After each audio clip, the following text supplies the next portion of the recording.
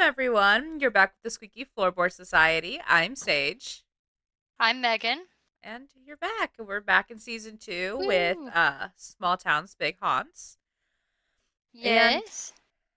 do you have any small talk before I tell about my medical issues? Yes.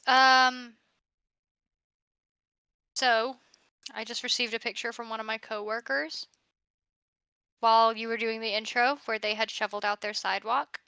It looks like we have about 2 feet of snow. Damn. And we're still It getting it out is here. like their side. I think I can show you, actually. You'll probably be able to see it.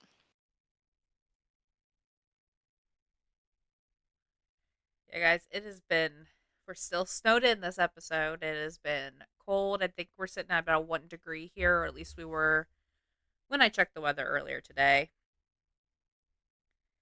And we're still I snowing. don't know if you can. Oh, it's just gonna. Here we go. Oh my goodness. Yeah. I mean, that's like a foot and a half of snow, probably. I, Maybe more. it says it's currently snowing and then it says expected accumulation 0 They're like, you've accumulated so much that you can't accumulate. It's against the laws of physics. to accumulate. Oh, thank you. What is that? It's a French toast bagel with strawberry cream cheese. Man, I'm hungry as fuck. I know, I can't wait to eat this. I'm gonna make myself some ramen or soup. I don't know yet. That sounds delicious. I'm actually gonna take a bite of Have you this had real the? fast. It's fine. Have you had the new orange chicken ramen? No, I have not. I didn't know that was a thing. It's yakisoba, but it's the Marjan brand that makes ramen. You know their yakisoba stuff. Mm-hmm. Yeah, they have an orange chicken one. There's no chicken in it, but it is good. It does taste like the sauce for orange chicken. Cinnamon and strawberry does not go well together. I didn't take into account that French toast would have cinnamon in it. Oh, right. French toast sounds good too, bro. I do. Mm. It does. Um, Oof. did you say your small talk or did I just completely miss it? My small talk was basically just my coworker said that, and so I think that we probably have anywhere from a foot and a half to 2 feet of snow in some areas here. I would believe that because especially it's Yeah. still snowing here. So Also, my kid is demanding to go outside. Absolutely. If you can talk your dad into it. I Other than that, I do not want to go outside. I'm gonna shovel the driveway. I gotta get my muck boots, but I do not want to go outside. like I said, if his daddy wants to take him out, fine. But also, every single person being like, "Oh my god, I can't believe I have to take my dog out in this." I'm like, "Haha, loser! You should just have 7 cats." I kind of want to take Freya out and let her touch the snow. Your cat is gonna freak the fuck out if you take she her out there. she does she does not like to be anywhere other than in the house in front of a heater. Literally, is she a vent cat? Does she sit Yeah. on the vents? Yeah, Lucy's a vent cat. Oh, I guess I do have something else to tell you All right. pertaining to Lucy. My dad, he does not like indoor animals. Yeah. My dad's not an animal person. Yeah. He's not big on pets. Um, when he came to my house last time, he sat there playing with Naruto. Like he went up to Naruto and was like, "Yeah, okay, sniff my hand, sniff my hand." And when Naruto started like rolling around like cats do when Uh they huh. want you to play with their belly, he thought it was hilarious. He was playing with Naruto and petting him and getting his feet. He wouldn't get his belly, but he would get his feet. And Lucy sits on the edge of the couch right by the vent. And my dad sat there with her for like 25 minutes, petting her, getting her belly, talking to her. And Simpson is very friendly, and so he'll come up and he'll sit on my dad's lap, and my dad will let him sit on his leg and he will pet him. I'm shocked. Like, the viewers will not know, but you know how insane that is. Because as much as my dad hated inside animals and inside dogs, cats were his least favorite. And he straight up told my mom, he's like, "I like those cats. Those are good cats." I'm I said, shocked "You by want one?" that. Said, "You can have Simpson. You can have him." The cat distributions that are there for a while just absolutely loved you. I hope that I never have. We've already decided we're not getting any more cats, even after these cats like pass. Yeah. Well, that's fair. So I'm all done. I'm done rambling. You're good. I have a piece of something stuck on the roof of my mouth, and I'm like actively passing away from it. So if you're curious about what I'm Ew, doing, I hate that. What was I eating? I got like a McDonald's pancake with that thick syrup stuck to the roof of my mouth one time, and I thought that was the end. okay, I'm gonna edit. I'm trying to not laugh because it hurts. And I'm over here making you laugh. It's okay. I need it. It's just I have to clutch. I have to clutch my friend who's still with us. He look the little Filipino nurse that gave me this also was confused by my age because I said I had a child, and she was like, "You have a child?" And I was like, "Yeah." And she goes, "How old are you?" I said, "Wristband. I'm 29." And she goes, "I didn't look at your wristband. I thought you were 17." I said, "I don't think I could have this surgery if I was 17." No. Well, my small talk also has to do with doctors. So I'm not probably not going to go too well into the symptoms that I'm having just because like they are still actively happening. But this has been going on now since January 8th, and I'm going to date this episode. It is the 25th and I'm still experiencing everything that I was experiencing. So, Eh. it's not going great on my end. I did go to the ER, and it turns out that if you already have anxiety and you have a phobia of needles, believe it or not, I know that I've got all of these. I've cried during every single one.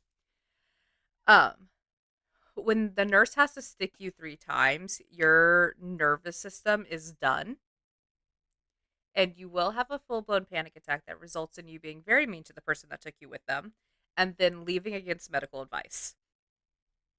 Right, right. So, Oh God, I just um, said it backwards. I had gone to the ER last, or probably this past Monday, had a full blown panic attack and left. So I didn't get my CT. However, they did give me some painkillers. I did get my bill, and I was actually really shocked because I thought it was going to be like close to $1,000. It was $381. I'm like, I'll That pay that right now right. because I've gone to the hospital before for asthma attack, and they didn't give me any medication, and so and that was almost $1,000 right there. Yikes. So I was shocked. So maybe I just went to a good hospital. But Mm. these things are still actively happening. So I'm trying to schedule an appointment with a neurologist to find out what's happening with me because there's it's not good. No, it's actually deeply concerning. Yeah, like I was trying to like build a sheet to like figure out because I built a whole document for like to hand to a nurse, like to the doctor, and to be like, here's everything, so that way I don't forget anything. Um, like even previous medications, like basically my entire medical history and the symptoms are on this paper. And I was going somewhere with this story, and then I looked at my perfume bottle and completely lost where I was going with this. Oh, I was utilizing ChatGPT as a tool to help me figure out what am I missing on here. Is there anything that I should put on here that I just haven't yet that would be good for a doctor to know? And ChatGPT is like, "Well, give me what you got." And I gave it to them, and they were like, can you just like go to the ER right now? Like, actually, Yeah. just go to the ER right this second." The one time that ChatGPT is helpful. I know, because I was like, okay, well, I don't need to go to the ER right now. I left already. And so I was like, no, I'm fine. Just like, I just need to know if I'm missing anything. And it was like, well, do you have any of like, it was like asking me if I was like engaging in drug use and stuff like that. And like, if you have in the past, put it on here. And so I was like, that's probably actually smart or whatever. And just kind of like trying to build together this thing so that when I go, I can be like, here's everything and like a detailed timeline of everything. Right. So we'll see if it helps me when I finally get an appointment with a neurologist. It should. I mean, neurology. It's to me, it sounds like a neurological issue. Because I told you my initial thoughts, and you were like, "Yes, I think that's part of it." Yes. Yeah. It sounds neurological, and I'm sure they'll be able to hey, just so you know, if you have a brain tumor, I'm gonna blow my shit smooth off. Why? Just don't. That's too much. In solidarity. Yeah. Well, that's why I'm not I really gonna do that. I have a child, but you get my point. I'm gonna metaphorically do it. I guess I can kind of tell a little bit of the details. Mainly because I'm not going to give you like a full detailed list of everything, but there are definitely like a pressure on the left side of my head. In previous episodes, you can watch me like having issues where I like have like it looks like I've like completely zoned out and I'm rapidly blinking, Yes. which is believed to be you good. Yeah. Yeah, sorry, somebody was knocking on my door. But so I believe that those are probably absent seizures. I do have a seizure disorder. I wear a medical alert bracelet that says seizures. If you ever wonder what this black bracelet is. So I think Do you know that instead of having grandma ones, I'm spicing it up by adding a new one. do you know what we haven't done yet? Hmm. We haven't asked my mom what she thinks. I The will. doctor herself. I will just send it this document to your mom. I have her phone number. She'll No context at all. tell her, be like, "Hey, mom, what's this sound like?" She'll come back with a full diagnosis and it'll be right. Yeah. Literally, like, I don't know how she does it. She'll be able. Anytime anybody else has something going on, she diagnoses it 100% correctly. When I have something going on, she tells me I'm being a baby, and then then I go get like testing done, and they're like, she's dying. Yeah, your mom would be like, she says brain tumor. I'm just gonna start sobbing right then and there. Because you know it is one then. Yeah, because some of the things that have been experienced, like I said, I do have a seizure disorder, and there are just like dissociative episodes with rapid blinking. But there is a pressure where like my skull and uh spine meet, like a real deep pressure right there that goes into this left side, up into my temple and behind my left eye. Next episode, we just pass away. At this point, we might have to. Um, But so that's my little bit of a medical mystery going on. Hopefully, by the time you guys listen to this, hopefully I will know what's going on with me. Because right. like our I hope snow and so too. everything, this won't be a problem for y'all at the time that you listen to this. Yeah, by the time you guys hear this, you guys will be talking about the historic snowstorm that Yeah. happened a few months ago. Yeah. But S- just can't. I forget this is my episode, so I can't eat this entire bagel. I've got to tell a story at some point. I can't believe that I'm still in pain. I like how? I'm just You're shocked. at almost, you're at like 5-ish days, aren't you? Yeah. Hopefully Yeah. by day 7 you feel like much better and have more I'm mobility. supposed to go back to work Tuesday. I'm not even cleared to drive. You're not? No. And I talked to them they called me on Friday to check in on me and they were like, "Don't drive. Stay home. Sit down. Don't do that." Because I was like, "Well, they asked how I was feeling. I was like, "Terrible? What do you mean how am I feeling?" And I was running them through my symptoms and stuff and they were like, "Oh, yep, yep, yep. Yeah, I mean that can be normal. Like that's in the Yeah. normal range of complaints. It's not super out there." They said, "Hopefully you'll start feeling better over the weekend." They were like, "But keep resting, don't drive." It's like, "Okay." Fingers crossed Anyway, you feel better by day 7. yeah. I'm hoping that I feel better by 5 a.m. on Tuesday. Did you take a week off? Sorry, I'm trying not to choke. No, because my initial consultation, they said it takes about 3 days to heal, so I took Wednesday through Saturday off, and my boss was just really nice and gave me a couple extra days, and I'm glad she did now, because Because I of would have it. been cooked. I'd have been cooked. And quite frankly, she may be getting a text tomorrow saying that I won't be there Tuesday because my doctor is going to call me tomorrow and check back in. And if they're like, yeah, no, do not, because I have a physical job. Yeah. I don't have a desk job. They may be like, you need to be off work still, and also you can't drive. Yeah. And he's not going to get up and drive me and wake the baby up. Yeah. So I say the baby like he's not 4 years old. You know what? He's your baby. He did tell me. He knows what procedure I had done because I had to talk. We talked to him about it and stuff, and he told me because we were in the kitchen. He was being bad. I said, "Boy, don't make me come over." I said, "Don't make me come over there." He goes, "You can't get rid of me." I said, "Well, duh, I'm your mom." He goes, "And you can't have any more babies."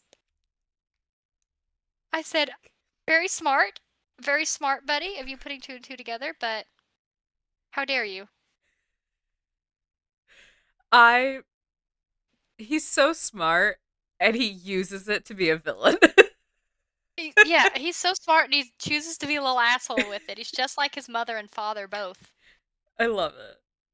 I love it But so much. Sage, what do you have? I know we're going back to And we Indiana. are. We're back in Indiana, y'all. This one's a little true crimey, with a little bit of some confusion. So, before we get into this, let me ask you this. What do you think happens to a town when the thing it was built for starts to disappear? The town disappears. That is exact. Tunnelton, Indiana exists because of one very specific purpose. And once that purpose faded, the town had to figure out what to do without it. I'm curious what you think. Can a place outlive its original reason for existing? Probably not unless it's a really adaptable town. Well, I mean, look at Detroit. yeah, that's true. But this question kind of frames everything that we're going to be talking about today. So before we get too deep into it, I do want to say that a lot of my information comes from one site and one guy. So I think he's either currently lives there and is a very much a local, or he at least grew up around here because this man's article had like so much information in it, including things that I have never even heard. So the website is called Paraholics, and the articles are by Evil Ogleville, and they are amazing I'm sorry, articles. what's his name? Evel, Evel, Eve. Evil Ogleville? Ogleville. Yes, Is that not a James Bond villain? it sounds like it is. I'm Evil Ogleville. This man's name is Evil Ogleville. Sorry, we're being interrupted. They are really good articles. So if you want to look at all, because I didn't include everything he said, but like if you want to read them, it's Paraholics, Evil Ogleville. But before that, I have a weird Indiana your travel to Indiana's local legends and best kept secrets. So this is the first part that I'm going to read is from them. It's by Mark Merriman, James Willis, and Troy Taylor. So they say in the book, for railroad companies, tunnels mean obstacles are bypassed and time and money are saved. But for others, tunnels mean adventure, mystery, and rites of passage, such in this case, ironically enough, Tunnelton, the town of a nearly 2,000 foot long train tunnel that burrows directly through a hill 3 miles outside of town. Known as the Big Tunnel, Tunnelton's tube was first used in 1856. Curious spectators would flock for miles to watch trains emerge from the hill. At first, part of the curiosity was in the various problems the tunnel experienced. Slow moving trains meant the passengers, often dressed in their finest Sunday whites, would emerge blackened, having been covered in soot and smoke.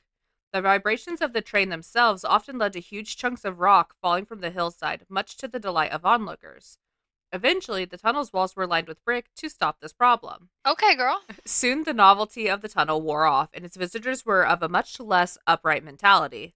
Local legends have long held that at least one murder victim's body was disposed of in the tunnel. Stories say that a man named Henry Dixon was murdered and places in the darkest portion of the tunnel right on the tracks. When the next train came through, the engineer didn't see the corpse, never slowed down, and completely destroyed his body.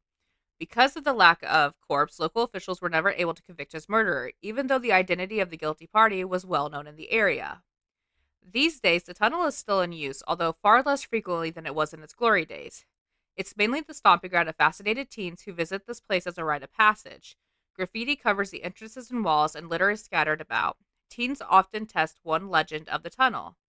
A person who makes it all the way to the middle point of darkness will experience one of two things. Either Dixon will brush past you and move on, or he will mistake the visitor as his killer. If the latter occurs, Dixon will chase the person all the way out the other side. So if you do decide to visit the infamous Tunnelton Tunnel, be careful. Not only are there restless spirits to deal with, but the occasional train still rumbles through, making it very dangerous. And that was what they said in the Weird Indiana book. So I have been to Tunnelton Tunnel numerous times. I feel as a teen it was definitely like a rite of passage. However, Yeah. I wasn't aware that trains were still going through it until I went there one day as an adult with friends and there was a train going by and I was like, the tunnel still has Yeah. trains. I didn't know Yeah, that. trains go through there. I feel like they don't anymore. They do because Like, I this feel like was that like stopped a couple years ago. there was No? it's less trains because of Mm. Lehigh, I think. Oh, okay. I was However, under the impression that they recently stopped, but I could be totally off no. base. I think it's just less trains go through there. And the reason I know this is because right before I moved, so back in February of last year, I was out there. Oh, okay. So, and that's when I saw the train and was like, there's still trains that go through here. I've been here so many times. Yeah, okay. And I They were also the tracks were upgraded in late 2024. I believe that. Um, but I can't tell you how many times I've stood at the midpoint at midnight with no flashlight to see that if I Yeah, could feel Henry. Because there's definitely like when you get to the middle point, you definitely can tell that it's the middle point because it's like it's so still. different. And so, but I didn't feel anything. And they say that midnight's usually the best time to feel Henry. However, I will let you know that we will get into Henry's story towards the end because I feel like it's such a widely known story for locals that like we're gonna save his story for the end. So we're gonna get into Tunnelton Tunnel's tunnel, the big tunnel story. So this is more of the historic timeline of everything. So in 1855 to 1857, construction of the tunnel began for the Ohio and Mississippi Railroad, connecting the towns of Tunnelton and Fort Ridner. At 1,750 feet in length, it was the longest tunnel in Indiana at the time. Its construction involved carving through the solid rock of the Tunnelton Honor Hill. The tunnel was built because the White River blocked the railroad's path in one direction, and by constructing the tunnel, the railroad saved about 8 miles of travel. The tunnel's curve prevented the other end from being visible at the entrance, making it perpetually dark, as described by the Indianapolis Star in 1925. Quote, there is no point in where the visitor can see the faint glimmer of light at both ends at the same time. The walls are thickly covered in soot and the tunnel is exceedingly dark. An ordinary flashlight makes no impression and lends no assistance to the pedestrian. End quote. Which is It is true. dark as fuck in there. It's so dark in there. Flashlights, flashlights do not really help. And I feel like I don't think I've ever really been in a place that dark other than there. Yeah, no, it's if you don't go, if you haven't been in there, you have no idea how dark it is. It is like you hear about two people talking about like total darkness. That that is a whole different thing. Yeah. So, in 1856, the first Ohio and Mississippi train passes through the tunnel, but the inaugural run is far from a laboratory. A special train featuring a fancy flat car loaded with young girls dressed in white stalls halfway through the tunnel. Mules had to be brought in to pull the train out, and the passengers, covered in smoke and soot, were forced to walk out with their clothing ruined. This less than grand debut marked the beginning of the tunnel's troubled history. Which, like, could you imagine, like, being in your, like, best whites and for that to I'd be happen to pissed. you? Pissed. I would be too. So now we're going to go into 1859.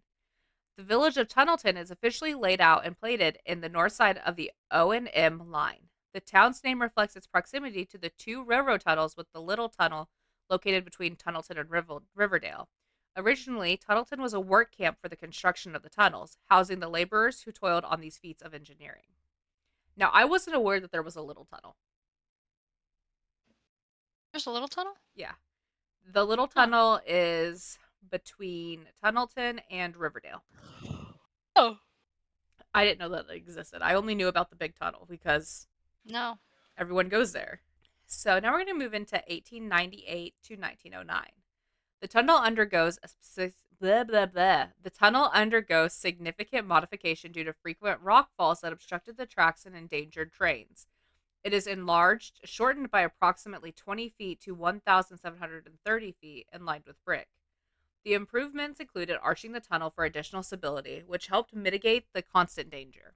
The inscription Big Tunnel over the arch remains visible to this day, a testament to the tunnel's storied past. Which, yeah, when you walk up to the tunnel, because you got to go up this big hill, that Mm-hmm. sucks. And then you get up It there, does. and as you're coming over the top, you see where it says Big Tunnel before you actually see the tunnel. Yeah. That hill is so steep. I don't. There's a lot of really steep hills out there, though. Yeah, Like it's very. I have a friend who lives on Tunnelton, and her driveway is just. Yeah, it's that might it might as well be mountains out there Yeah, because that it's is bad. rough. So for current day, over the years, the tunnel has been controlled by various railroad companies. It is currently part of the CSX transportation, continuing its legacy as a vital part of Indiana's railroad history. So now we're going to kind of get into the notable tragedies. Eh, We're also going to find out about a mob that yay! hangs out there. And we're going to learn Is it the about the massacre. massacre? Yeah. The Uchiha massacre? No. Okay. So, the falling rock hazards. The tunnel's construction through solid rock meant that falling rocks were a constant danger. Watchman Fields, employed by Baltimore and Ohio, would walk the entire length of the tunnel after each train passed to remove any rocks that had been dislodged from the ceiling. This perilous task underscored the tunnel's reputation as a hazardous passage. So, I was able to find a newspaper article from the day this next story happened. So, we have an actual news story, which is I love crazy. that. So, this was published on June 20th, 1907. A unique wreck in which 10 persons were badly bruised occurred early today in the middle of the East Tunnel at Tunnelton, 14 miles from Mitchell. An eastbound Baltimore and Ohio Southwestern passenger train was proceeding through the tunnel at a high rate of speed. In the middle of the tunnel, there is a curve. The engine passed over the curve safely, but the tender flew from the tracks and 5 male passengers in sleeping cars piled up in a heel. The engineer, believing the engine was merely broken loose from the train, proceeded at full speed to the nearest station 2 miles away. Fearing the rest of the train would smash into his engine when he stopped. When rescuers arrived, the passengers, some of them bleeding and bruised, were emerging from the mouth of the tunnel. The cars were so badly smashed that there was so much difficulty in rescuing some of the passengers from the debris. The foul air of the tunnel was sufficient to almost overcome some of the passengers, and wrecking trains were set to immediately, and all of the passengers were removed. Everyone lived with some injuries, but no fatalities from this wreck. I'm curious why they made the world's most hazardous tunnel Well, it on wasn't. purpose. It's no longer hazardous because they've since fixed it by adding Right, all but the like it bricks. was. Yeah, which it's like That's crazy. if there's a bunch of rocks, would and trains like will rumble. You Like, why what are y'all wouldn't you doing? assume Who designed this? Who designed this? the Baltimore and Ohio Railroad line? I'd like a word. Yeah. So now we're going to move over to Julius Fullen's fatal injury in 1933.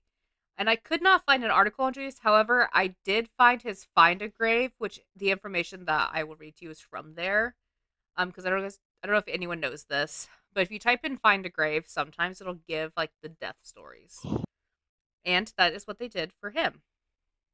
So, quote, James Elmer Fullen, 59, who lived west of the B&O Railroad Tunnel near Tunnelton, was fatally injured late Saturday night when struck by a B&O freight train at the east end of the tunnel.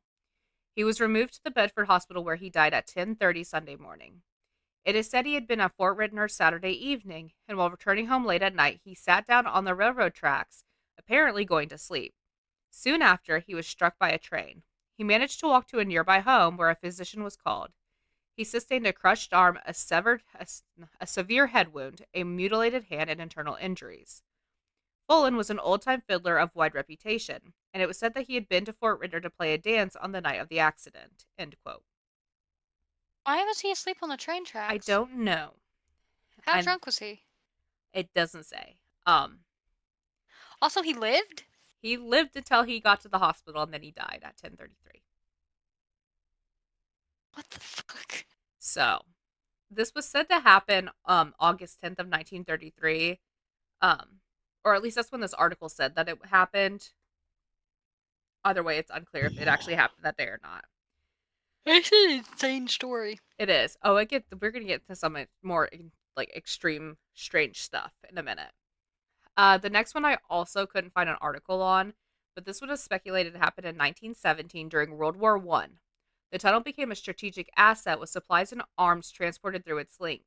To prevent sabotage, guards were stationed at each entrance. Edward Call, a National Guardsman at Fort Ridner, was accidentally shot and killed in a tragic incident during a friendly scuttle with a fellow soldier.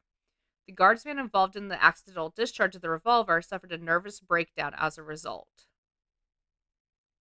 I've heard about that one. I haven't, No, which I remember is the name Edward Call. which is crazy because again, like I ran around this area a lot, Right. so I'm surprised I'd never heard of it. This next one as well, I couldn't find online about like nothing online about it either, other than like from Evil Ogleville's thing. So in 1909, the Fort Ridner train wreck. Near Fort Ridner, not far from the Big Tunnel, one of the worst railroad wrecks in the county's history, occurred when two freight trains collided head on a sharp curve. 5 railroad men were killed, and 2 others were seriously injured in a massive pileup of wreckage. Miscommunication and confusion over timetables likely was the cause of this disaster. So, that didn't happen in the tunnel, but it still happened on the tracks. Right. So, I feel like it was still kind of important to add here, especially since Fort Ridner's really not that far from Tunnelton. Right. Like, I'm pretty sure they're neighboring places. Yeah, they're close. Yeah. So now we're going to get into the hauntings of the tunnel, and we will get to Henry Dixon, but his story is so much longer, so it will be just a little bit longer before we get into him. And one of the stories I have heard is about the Headless Watchman. Now, there are speculations that the Headless Watchman is Henry. There are speculations that it's somebody else. Either way, there's a lot of stories about him. Several legends describe a watchman who was decapitated by an oncoming train while trying to signal it. One particularly chilling story recounts how a watchman who walked the tunnel to clear the tracks and ensure the safety of the trains was caught off guard one night. Unable to reach the safety of a dead man chamber, which, if you don't know what that is, it's literally like a cutout section that if a train's going by, you would get in and brace yourself so that the current couldn't pull you in. Have you been in one of those in Tunnelton? Yeah. Yeah, I don't like it. I I think they're kind of cool. Um However, he was unable to reach it, so he was sucked underneath a train and decapitated. Now, his ghost is said to roam the tunnel, swinging a lantern in search of his missing head. In some versions, the watchman is found hanged from a noose in the center of the tunnel, adding to the grim atmosphere. The noose one doesn't make sense to me at all, but I've heard that one.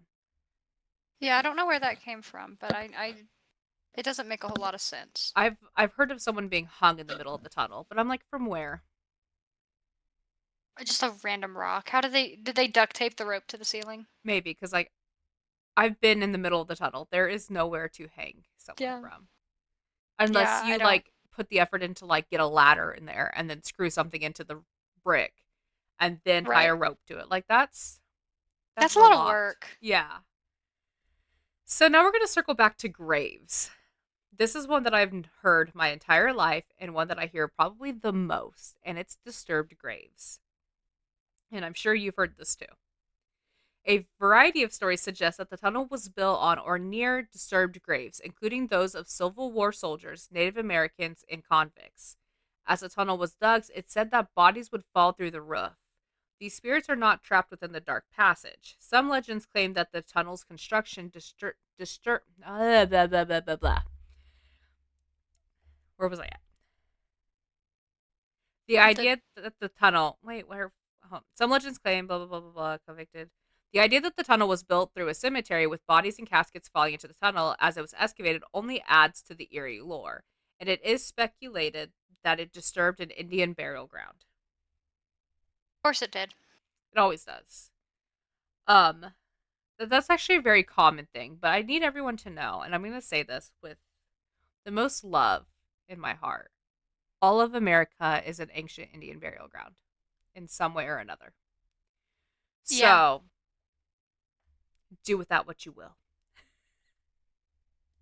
So many visitors reported seeing mysterious lights. Some say it looks like a swinging lantern. There are also reports of hearing a phantom train.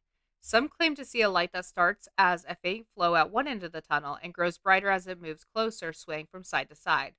Others say they hear the sound of a train only to come out and see no train. And then we have the Tunnelton massacre of 1882. While this did not directly happen at the tunnel, it is believed that this energy lingers in the tunnel. So the townspeople heard some men talking about robbing a very wealthy resident of the town. And the townspeople were not having this and decided to ambush these men. They killed the three would be thieves, which I'm not sure why we called it a massacre. It was just a murder. Right. So, but they call it a massacre. So, the part that I'm most excited for. Now we're moving over to the mafia and prohibition era crimes, which are like probably my favorite type of crimes. So during the 1920s, which was the prohibition era, there's a local lord that you good. What? I had It, to yawn. it, it was like you like covered it and then like blew as hard as you could into the mic. You scared me. Oh, I think my knuckles hit. You were good. I was just like, are you good? Yeah. All right, so yeah, during the 1920s, which was the Prohibition era, there's a local lore that a mobster once dragged a man into the tunnel, shot him, and left his body there. The victim is said to haunt the tunnel to this day. This would explain the cold spots and shadowy figures that are often seen in the tunnel entrance. Moving slightly away from the tunnel, we are moving to the Devil's Backbone. Now, I refuse to drive on this road. I hate it. I've driven on it. There, I refuse to drive on it. So, anyway, just up the tracks from the tunnel is the Devil's Backbone. It is like straight drop offs on both sides. It is It is. It's horrifying. bad. It's scary.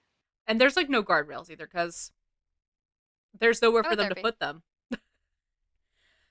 So, there is a story that a family tragically died when their wagon fell into the water nearby. Their screams are said to still be heard echoing through the area, mainly on stormy nights. And there is a legend that if you write your name on the walls and your name gets erased, you will die of an untimely death. However, this is superstition, so there's obviously no evidence to back this up. Why would you do that anyways, knowing that that's the legend? What if you just like you're a serial killer, but you don't actually kill anyone? You just walk through Tunnelton erasing people's names. It's like Death Note. Yeah, it's like Death Note except the opposite because you're erasing them. Yeah, so I don't know. There's no evidence, obviously, to back that up, but it's, again, just something that I've heard as a teen when I used to run around there. And it's so scary that it's completely mandatory that you have to write your name on that wall. Yeah, It's unavoidable. yeah, Completely optional behavior, guys. it was really. So there's also rumors that there's devil worship and dark rituals take place here. While this could be true, I've never ever heard of it actually happening. Was it just us? It could have been just Is us. that who they're talking about? It could be because I will say I've spent a lot of nights in this tunnel, like just being like looking for ghosts with friends. And you want to know the only thing I've had Yeah. problems with? Possums. Yeah. I I never had anything scary happen to me yeah. either. So like I don't think occult rituals are happening there like they paint it out to be. And if they were, it was probably just us. Yeah, Like literally. it was just us there. Yeah. So now that we have all of that, we're gonna start digging into Henry Dixon. And this is the most popular story that I've ever heard of a place. Like this is the one that like every local knows in some way or another. His story changes, but for the most part, a lot of the details are the same. So, on a fateful day in 1908, Henry Dixon, a 27-year-old watchman, was found dead approximately 200 feet from the entrance to the tunnel. His head had a fatal wound and his lantern was still burning beside the tracks. This was believed to be a robbery, but was never solved. Some locals believe that his body was dragged into the tunnel to be obliterated by a passing train, erasing any evidence of foul play. Despite widespread superstition and rumors of who might have done it, no one was ever brought to justice. But there is an article from July 24th, 1908 that says Henry was struck in the back of the head and was originally thought to have been hit by a train. So take that with what you will. I think that a train hitting a body would do a lot more damage than just a blow to the back of the head. Yeah, personally, me too. But I am not anyone in the medical field. Well, I'm not a doctor, nor am I a no physics. So who knows? During the tunnel's remodeling, guards were hired to prevent theft and vandalism. Among these guards was Henry Dixon. One night, while on patrol, Dixon reportedly stopped an assault on a young girl, which is where Oh, this starts to go down. And I did find a newspaper clipping online, and here's what it said. Now, I need you to know before I read this snippet, this area is heavily racist. Um, Even to this day, a little bit. They've gotten better, but still, like we're talking about 1908. they're still comfortable having Confederate flags here Yeah, on their so trucks. I am gonna read this. This is not me saying this at all. I'm reading you the newspaper article that will maybe help build the story a little bit more. I do not mean anything that I am saying. This is just from a newspaper article. I just want to put that out there. So the article says Bedford, Indiana, July 23rd. Watchman is found slain. Henry Dixon, 36, night watchman at the Big Tunnel near Fort Ritner, was found dead early this morning by a day watchman who came on duty to relieve him. He had been struck a blow on the back of the head, and the first theory was that he had been hit by a train. Since he was found in the tunnel about 200 yards from the mouth, he had used two lanterns to signal a train through the tunnel, one of which was out and the other one still burning. The wound on his head showed that he must have been struck by a heavy club or a stone and almost instantly killed. He is known to have discovered two Italians in an attempt to assault two young women a few nights ago. And all suspicion points to the Italians as murderers. His pockets were rifled and money and valuables were gone. Now, there are stories of an Italian mob being ran around that area. However, I cannot find any evidence of that. But just because I can't find evidence of it doesn't mean that it's not true. So, which I'll tell you why. I have a story for you after we finish recording this.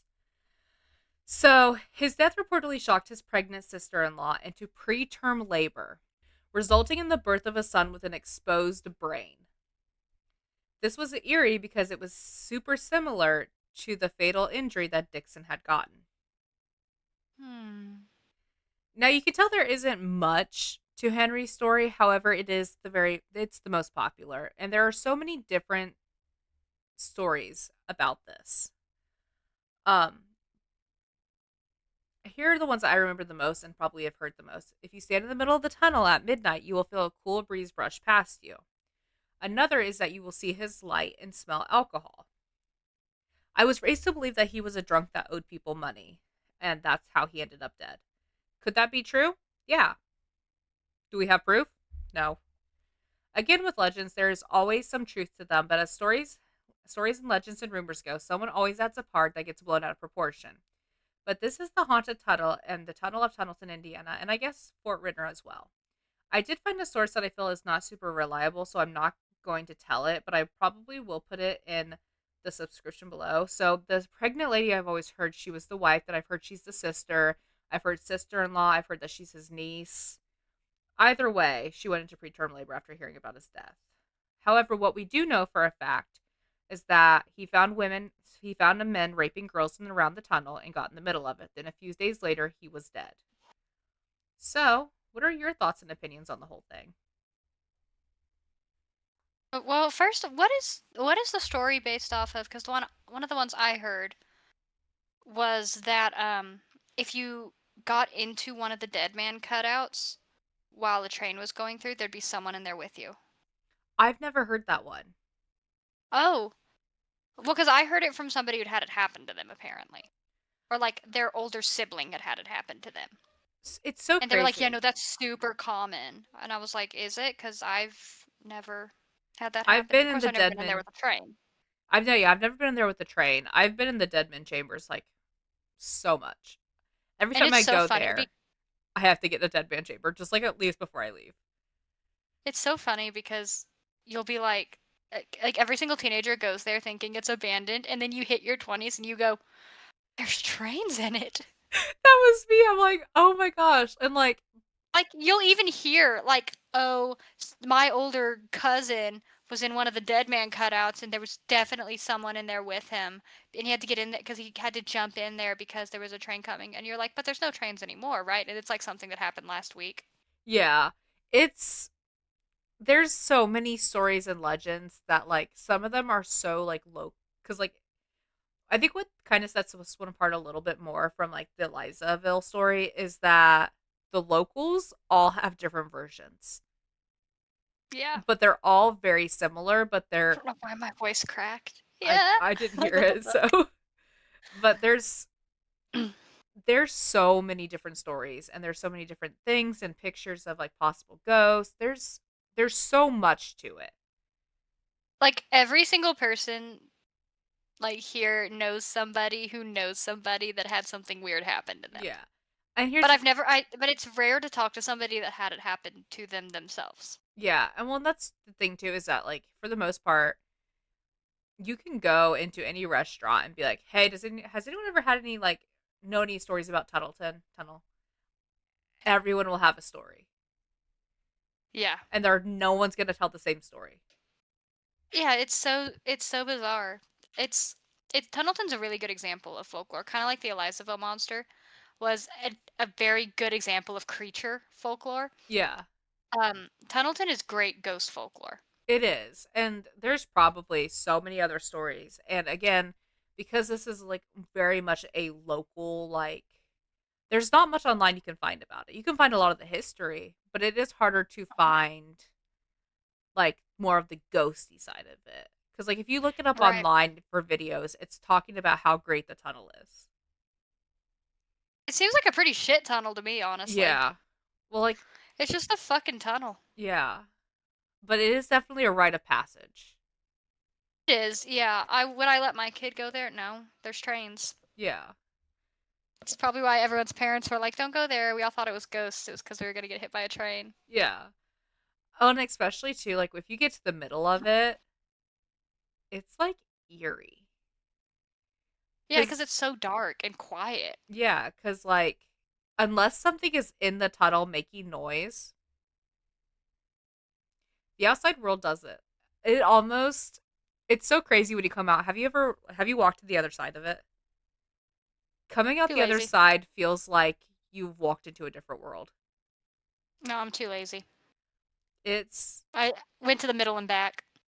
I've walked all the way through, and when you get to the other side and you come out, it's like walking into a different world, Yeah. and it's creepy. Tunnels are like that in general, though. I'm not fond of tunnels.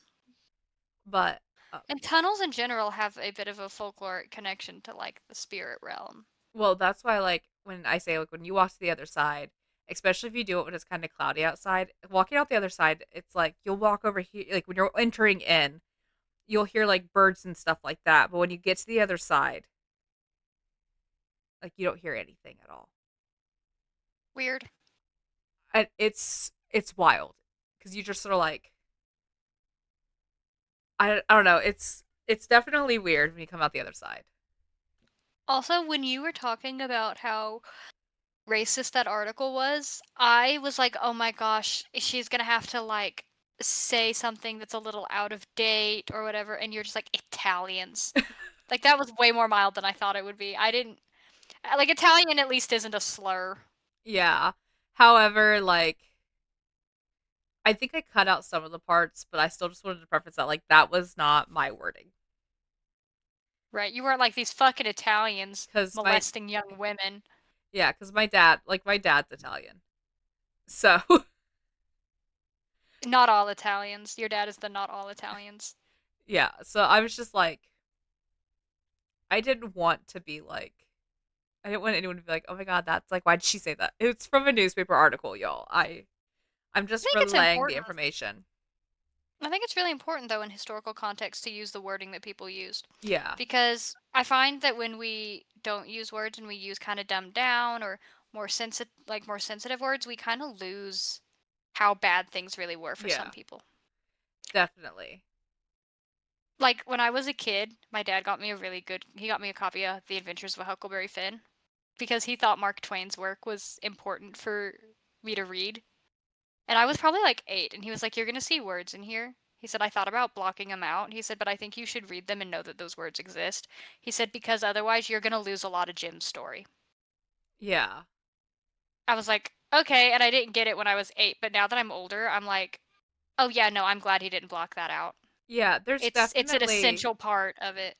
there's I feel like when it comes down to certain things, there are times when it is best to switch the wording, and there are times where you need to leave the wording. Yeah, I think it has a lot to do as well with the intention of the writing. Yeah. Like Mark Twain, if I recall correctly, was anti-slavery. Yeah. And so his stories kind of were supposed to make a point. Yeah.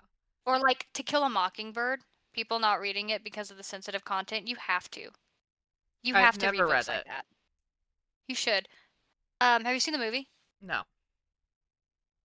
Gregory Peck is in that movie and he is so fine.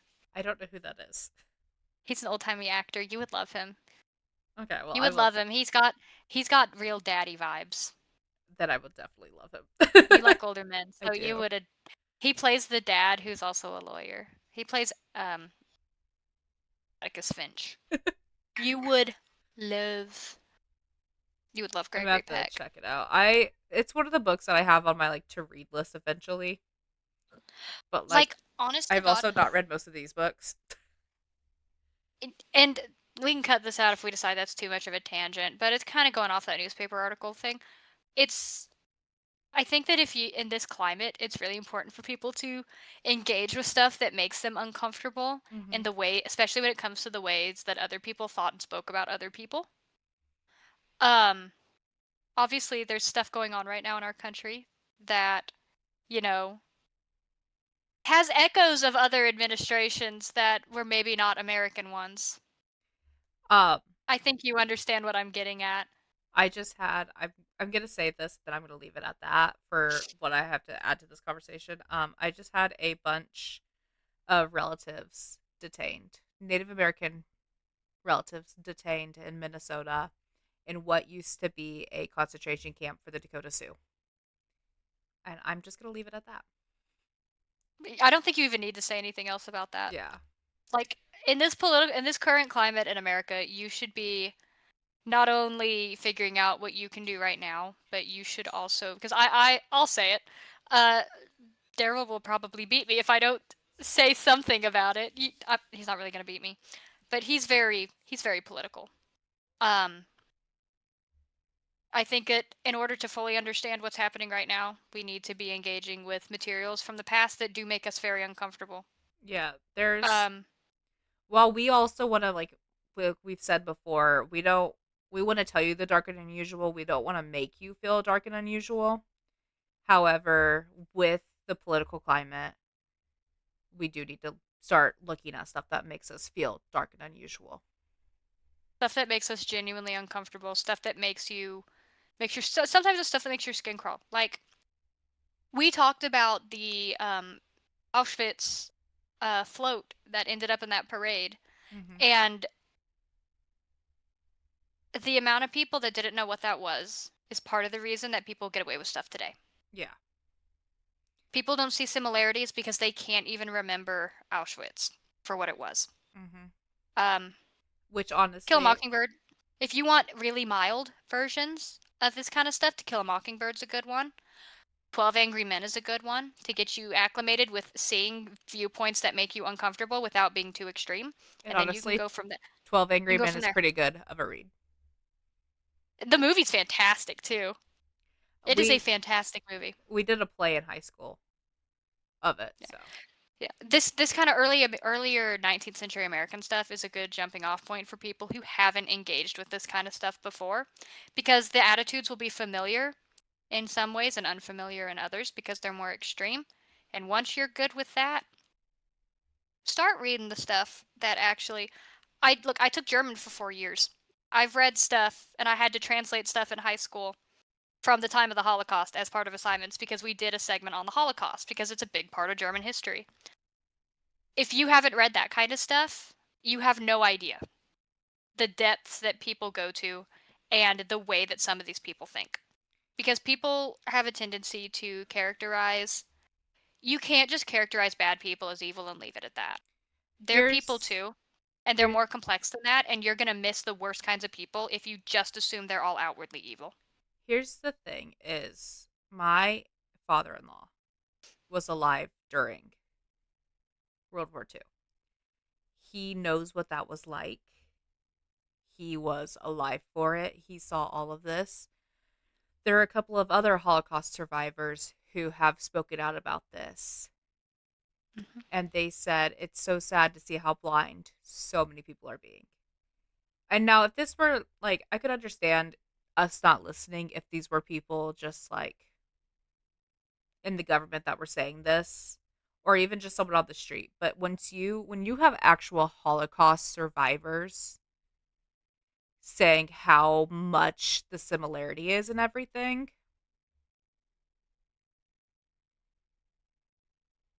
maybe we look in. Yeah. Like this is never gonna be a political podcast, I guess, unless some crazy shit happens. Yeah. Uh but as much as we prefer not to get political on here, and I don't think either me or Sage would consider ourselves radically left or radically right. We're No, pretty moderate people. I try to stay away from this stuff as much as possible me too. because I do have family to think about, and I would never want to put them in harm's way. But you know, no, not that we don't have like a massive platform or anything, but if even one person that listens to us didn't know, then we've done something good by bringing it up. Yeah. Um, And I think everybody at this point has a moral obligation to say yeah. something. Because at this point, even if you watch the news for 5 minutes, like you're gonna see a lot of stuff about what's happening. But then again, a lot of what's happening out in Minnesota right now, at the time of this, is being so censored. Mhm. Everything is being so censored, and the only way we're getting information is by people who were on the scene when stuff is happening and recording and posting it to spread awareness. Do you know if your relatives who are detained are out yet? They're not out yet. You don't know where they're not. They're not. And that's crazy. You guys are literally the original Americans. Hey, Bubby, I'll be out in a minute, okay? Can you go on for just a second? I'm almost done. You We can't uh sit down and watch. You're on camera. we are trained to Okay. say I am a citizen of a federally recognized tribe according to the Indian Citizenship Act of 1924. And we also are giving numbers to the Indian Rights Affair, where they have money for us for legal counsel when stuff like this happens. There are several Ogallala Sioux who have been detained. It's all of it's awful. Um, and it's just gonna keep getting worse. I mean, I there's no way that anybody can justify that. Yeah. And if you can, Nobody has more of a right to be here. Literally no one. I'm gonna say something that Dennis has been preaching, and then we'll probably call it Dunsies after that. So, if you are aware of things that are happening and you are choosing to be on, I don't want to say the wrong side, but like on that side, we'll say on that side, then we definitely know whose side you would have been on in 1930s Germany. Yeah. And I'm going to leave it at that. Yeah, I think that's a good place to stop that. Um End of this episode might be a little dark, but we're living in dark times. Yeah, and so I think that it's probably important that we do talk about this. Who knows what it's going to be like when this episode comes out? But this is currently, at the time of this recording, this is currently what we're living through. Yeah, I mean, So, what else can you say? yeah. So, hopefully, we'll see you guys next week, and hopefully, we'll be a little bit more chirpier. I will say that you have something to look forward to here in a couple weeks, our interlude's coming out, and that'll be real interesting. So you can look forward to that. Honey, you can't jump up there. There's a cat in here. And we'll see you guys again next. Hopefully, we'll see you guys again next week. Bye. Bye.